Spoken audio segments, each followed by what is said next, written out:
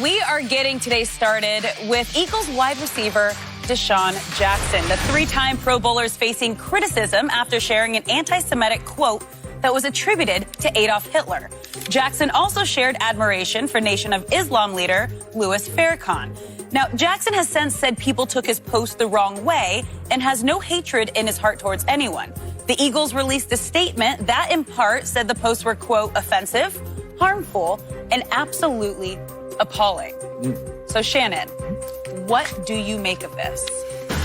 Skip, I had a conversation with D-Jack last night. And when I put a message out to him, he returned my call, and I said, bro, I need to know what you were thinking.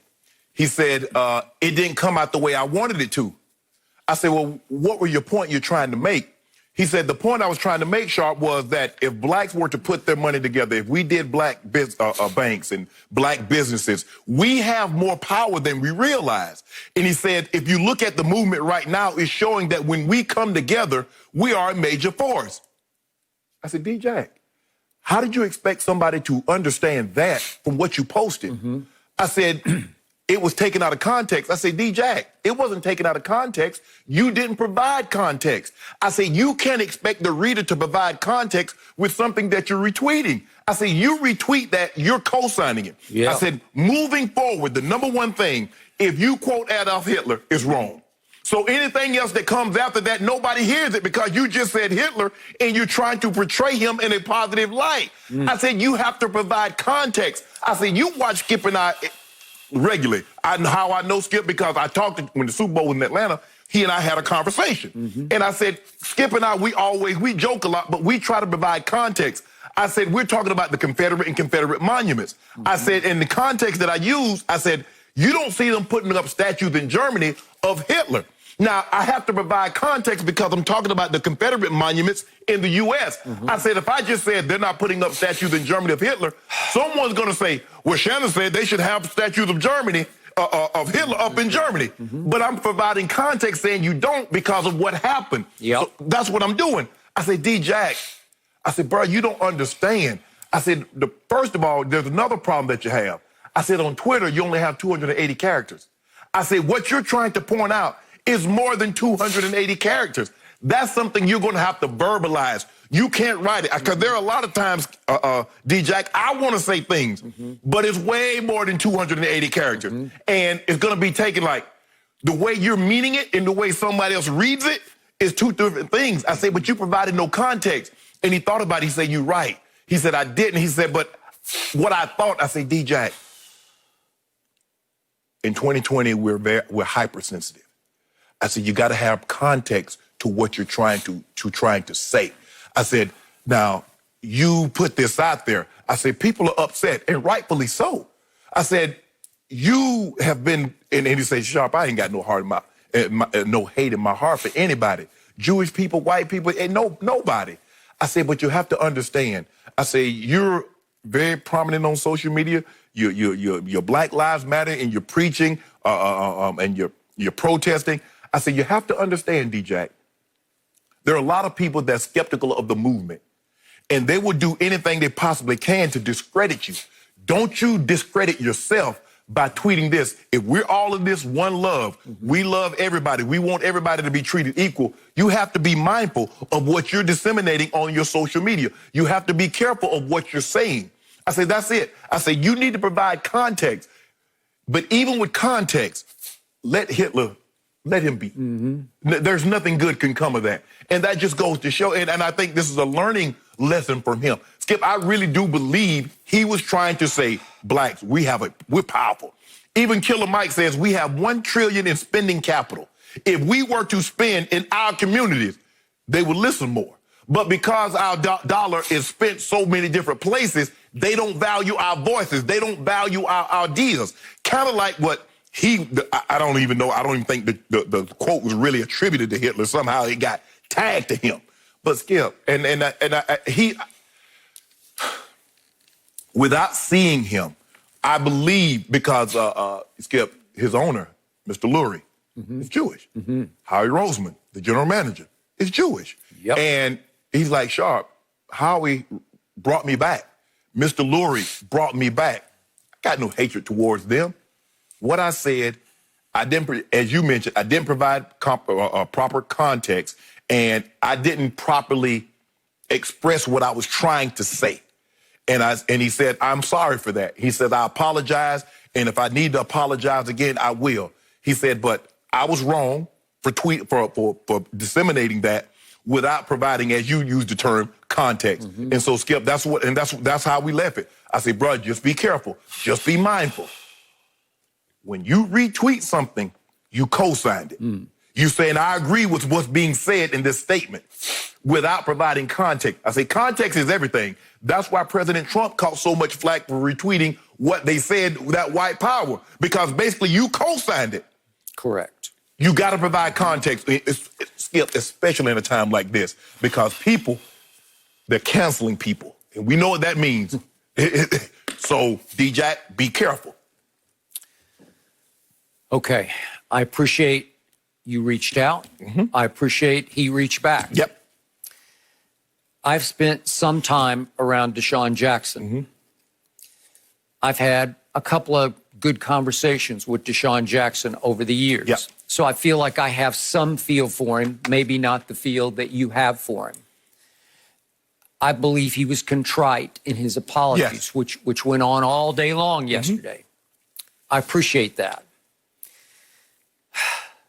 So I look back at the DeSean Jackson I've known, and he's been around. He's a sharp young man. He's now 33 years of age. Correct. He is entering his 13th season in National Football League. So he's not first year, second year, even third year. No. He's 13th year. He's out of Long Beach Poly, not too far from where we sit. Correct. He matriculated at a school called the University of California at Berkeley. Yep. It is one of the most distinguished institutions of higher learning that you can find in this land. Yes. And I have always appreciated that about DeSean. So given all that, it's hard for me to give him the naive pass on this. And we haven't gotten to Louis Farrakhan yet, but I'm about to. Okay. So given that he posted about Farrakhan on Saturday and Monday, and then this came, the triple impact of that, the triple anti-Semitic impact of all three posts, leave me no other option but to say that I believe that DeSean, as much as I do like him and believe in him, I believe he needs to be suspended for one game, just one game, to send a message to the rest of the National Football League that under no circumstance, no matter how much you apologize, will this be tolerated. Shannon, these players are lectured constantly on the dangers of social media. Back to my days at ESPN, Coach Herman Edwards, don't hit sin, just don't hit sin. Right. It's so dangerous that they are told it can get you suspended or it can get you fired. Right, absolutely. We know this, you know it, and I know it, and I appreciate what you brought up. I know where I have gotten to a point over the last month or so. Any topic involving race, racism, especially on Twitter, in, what is it, 280 characters? 280 It used to be 140. 40, correct. That was really bad. Exactly. Now it's 280. Even 280, you cannot do it justice. You can't. You cannot express yourself to the depth and the degree of context that you need to when you're dealing with those kind of issues. Right. They defy Twitter. You can't do it on Twitter. So I find myself night after night saying, no, just don't, just leave. Because I know I'm going to get to talk to you every morning. We're going to do it for 2.5 hours. Right. And we have room to roam here. We have time, depth. We have the breadth here at this desk that we can really get to the bottom of these topics. Right. So let's quickly hit on the Farrakhan topic. No matter what you think of Louis Farrakhan, Nation of Islam, he has made it pretty clear over the years he does not like Jewish people. Is that fair to say? Well, not from the conversation that I've had with the minister. He said it's abundantly. He's made it clear to anybody that's sat down with him. He says he doesn't. So okay, I got that, and I've read that. But the Anti-Defamation League has identified him as anti-Semitic. Okay. And last night, just to refresh my memory on this, I went back and read a lot of his quotes. They read hateful against Jewish people. And I know at first, as Obama was running for president, he supported Obama. Obama did not love it, right, and sort of right, arm's length and right, kept a distance from right, him. And then once Obama got elected, one of his early decisions, Louis Farrakhan criticized him as the first Jewish president. Mm-hmm. And then the minister supported Donald Trump in 2016, saying he was the only candidate who has stood up to the Jewish community and said, "I don't want your money." So what would that be considered as?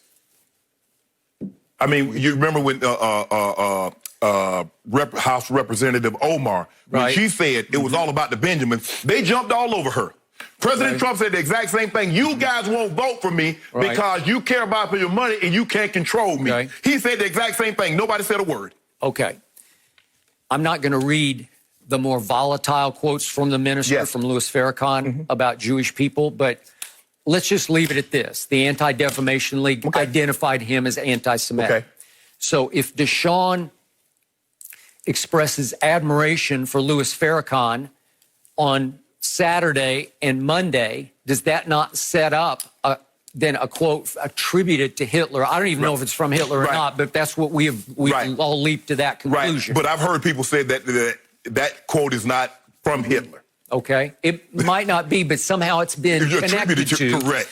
And so to your point, and I think DeSean knows this, I just can't believe he wouldn't have some feel for this. Once you go Hitler, anything that comes after that, nobody wants to hear. You're talking about the ultimate, most infamous, devil incarnate anti-Semitic who ever walked this earth. No question. So once you go there, and if whether or not the quote is from him, I was going to read it. Now I look at it. I can't even read it. It's so bad, but it's just spewing hate. Right. But I get where DeSean was going, because at the end of the quote, it's actually, to use DeSean's word, it's uplifting to right, black people. Right. He uses the old school word for black people. All right.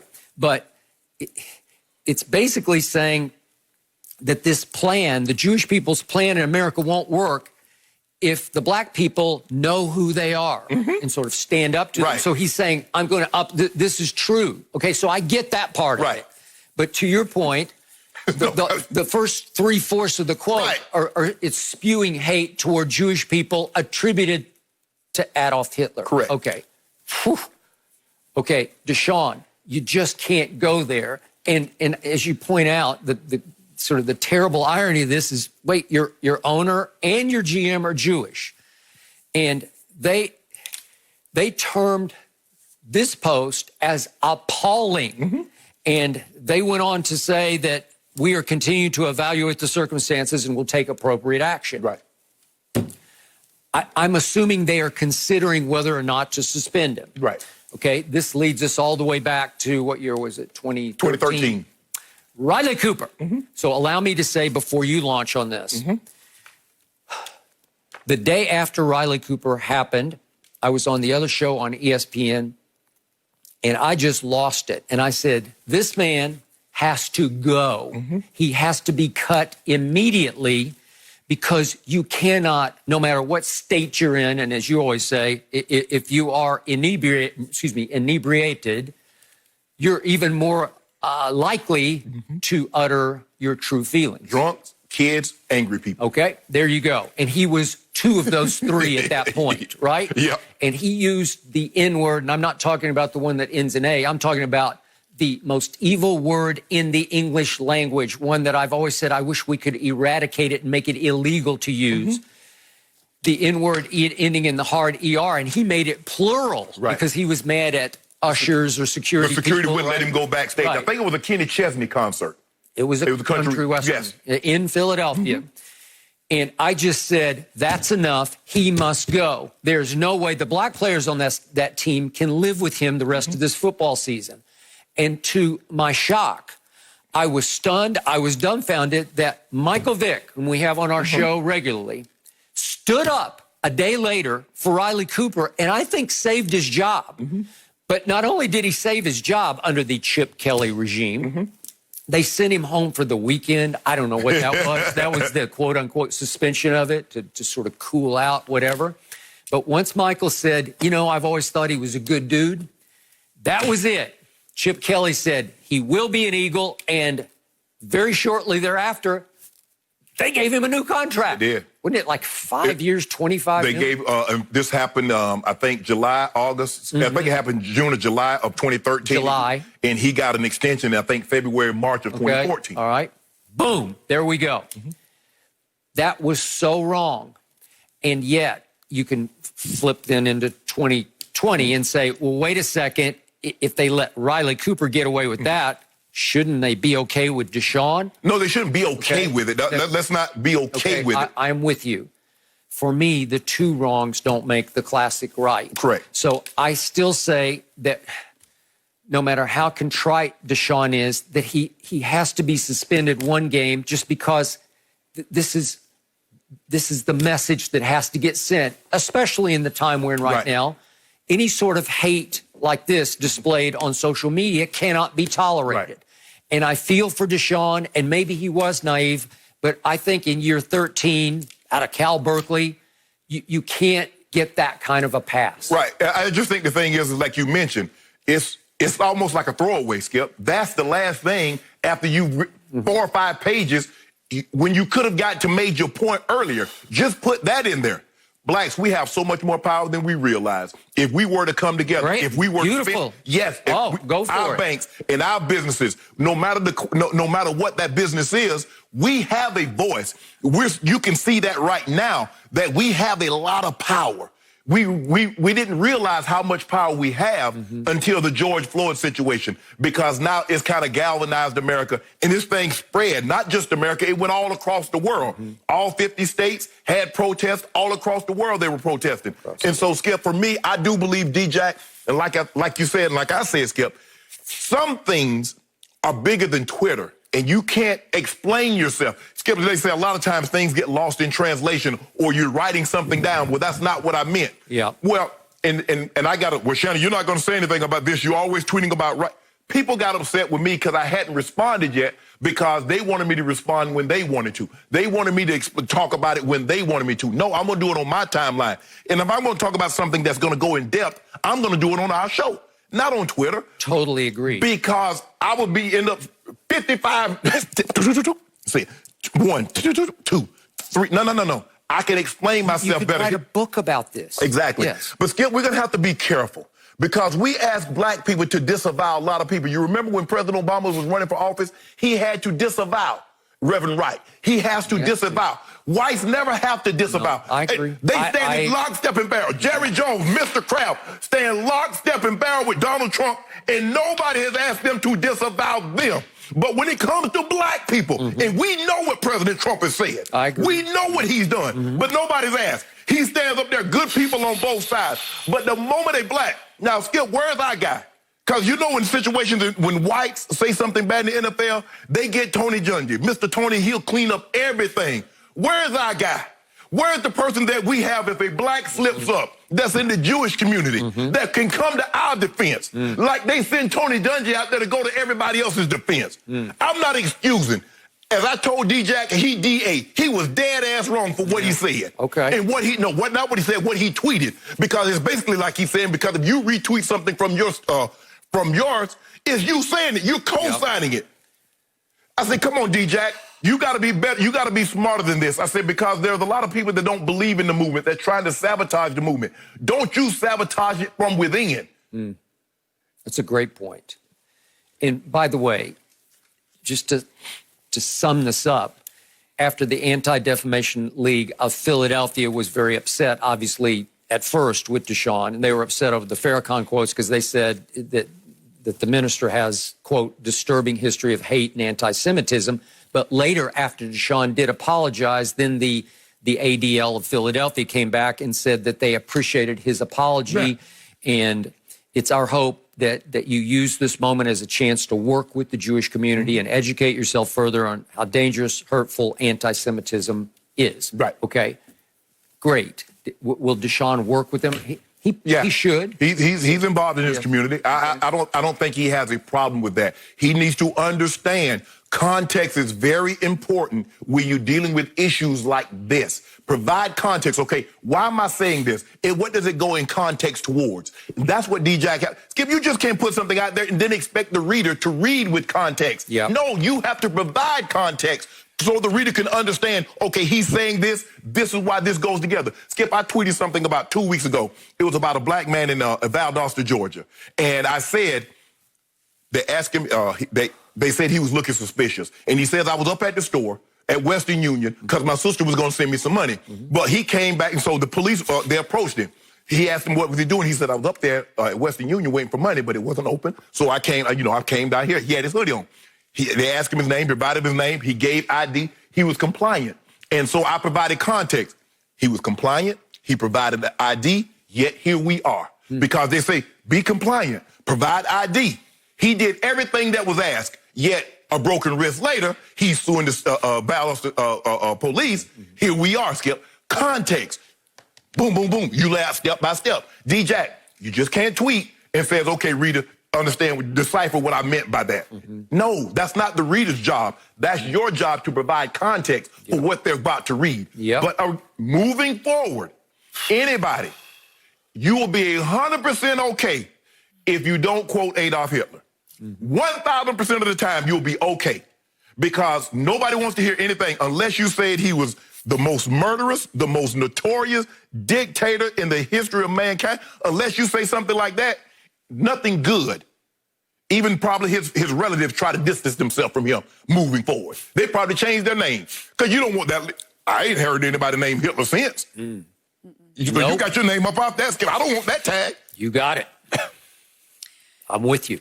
Now, we all know that people make mistakes, and we want to believe that DeSean Jackson just made a big mistake. And what matters most is that you learn from it and you grow from it. Thank you for watching. You can subscribe here to get the latest from the show, and be sure to check out more of the best clips from Undisputed, or go watch a few other segments from our other shows on FS1.